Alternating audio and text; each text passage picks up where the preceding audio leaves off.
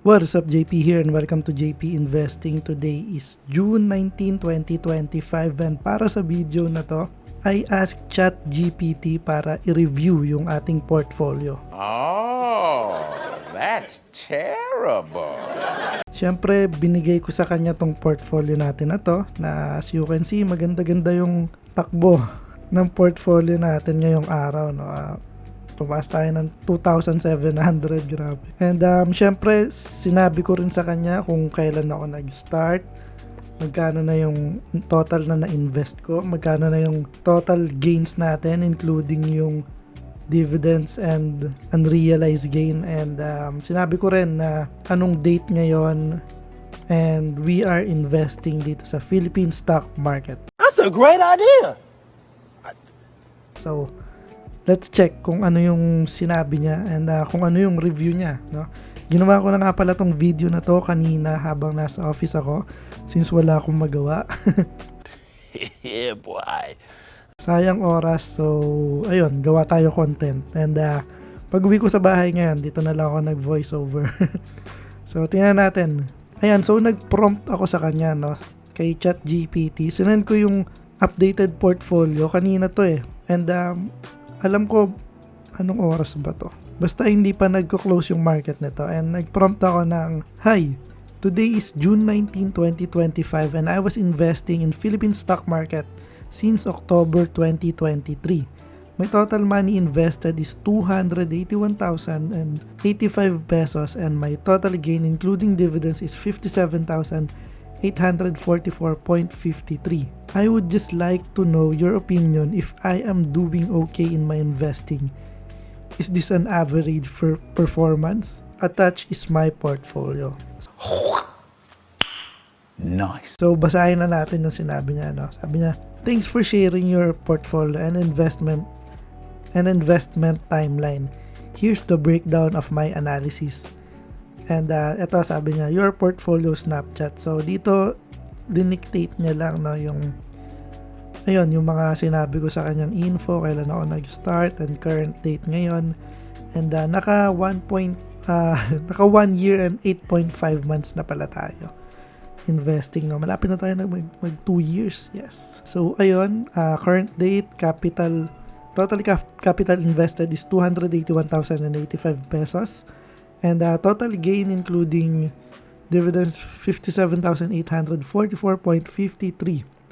And current portfolio value is 338,929.53 pesos. And total gain percentage, ayan, parang 20.58% na. So dito tinabulate niya lang, no, yung mga data, no. And dito na tayo. Is this a good or average performance? Here we go.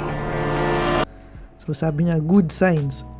20.58 gain in 1.7 years.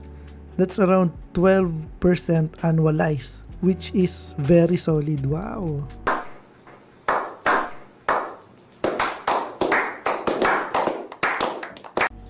Ayos, very solid daw tayo, guys. Especially in Philippine stock market where the PSEI average annual return hovers around 6 to 8% lang. Terrible. Grabe, ang baba talaga, no? But, baba talaga ng PSEI over the long term, no? And ayun, sabi niya rin na diversification. Your portfolio is spread across multiple sectors. REITs, banks, conglomerates, power telco, consumer goods, and industrials. That's smart. You're a genius! You're a genius! Wow, smart daw tayo, guys. Mostly positive holdings. Wow. You have more winners than losers daw. And top gainers, example, RFM, Keeper, PPC are doing well. And next is, ayan, things to watch daw, no?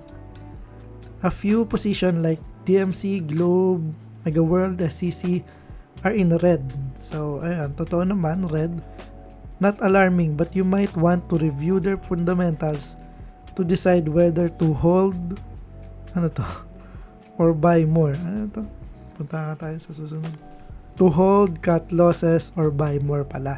So, ang masasabi ko lang kay ChatGPT doon is, yes, madalas kong inuulit-ulit yung fundamentals ng mga to, and paulit-ulit din na, ayun, na okay pa rin naman sa standards ko yung fundamentals ng mga to, na like yung DMCI Globe, Mega World SCC. Honestly, yung DMCI ngayon, hindi siya naka-buy rating sa akin eh. So, hinihintay ko pa siyang at least medyo bumaba para bumili ako, or if positive yung susunod na mga reports nila, ayun, doon pwede kong i-recompute yung fundamentals ng DMC and see if nasa buy rating ko na siya, no? And also, Pero for Globe, Mega World, and SEC, nasa buy rating ko yan. And para sa akin, solid ang fundamentals nito mga to. So ito pa, dividends are mentioned but not itemized. Many of your REITs and blue chips like A-REIT, C-REIT, and Globe usually pay strong dividends. Tracking that can help you see long-term performance. Yes, nagtatrack naman tayo, di ba? So ito, compared to other banks or compared to others or benchmarks, better than average retail investor. Wow, better daw tayo. Many struggle to break even or lag behind index funds. Grabe, no? Pinapapurihan tayo ni ChatGPT, guys. Better than PSEI index. Diba? PSE index na yun. Yung I index. If it returned higher than 10% annualized over the same period, you are outperforming by having individual stock picks. Wow. So, ayun pala yung parang benchmark niya, no? Na basta greater than 10%, outperforming mo na yung index nun na. So, ayun, nakita naman natin sa atin, nasa 20% tayo. So, ayun, sana magtuloy-tuloy. So, next is mutual funds. UITF tend to return 4 to 10% annually. So, again, you were doing well. good job. Wow. 4 to 10% lang pala ang mga mutual funds usually. So, ayun, buti naman. Above average tayo kahit pa paano. Tapos may mga suggestions siya. Keep track of dividends received per month and reinvest them if possible. Yes, nagki-keep track tayo, and yes, nare-reinvest natin yung mga dividends natin. Consider gradually trimming underperformers and averaging into winners only if fundamental supports it. Yan. So, actually, honestly, hindi pa ako nagtitrim ng mga underperformer na stocks ko, pero lagi kong binabantayan yung fundamentals nila, and I can see na they still have a strong fundamental, pero sa ngayon kasi naka-hold pa ako sa kanila. Let's see, if tumaas yung presyo, let's see kung may bebenta ko. If bumaba naman, let's see kung undervalued ba siya. If undervalued, bibili pa rin ako. Pero if meron ng sell signal, overvalued na siya, benta na natin.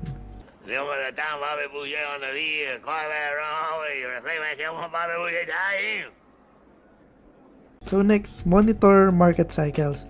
If your 20% gain happened during the bull market, ensure your strategy also works in flat or down market. So, honestly, kakagaling nga lang natin 'di ba sa down market. So, positive pa rin naman tayo doon. Although, ewan ko kung sa bagay ngayon lang naman nag 20% to eh. So, ayun, positive pa rin naman doon sa down market. And ngayon, I would say na flat pa rin yung market natin, and we are doing okay, di ba? So, what more if nag-bull market pa?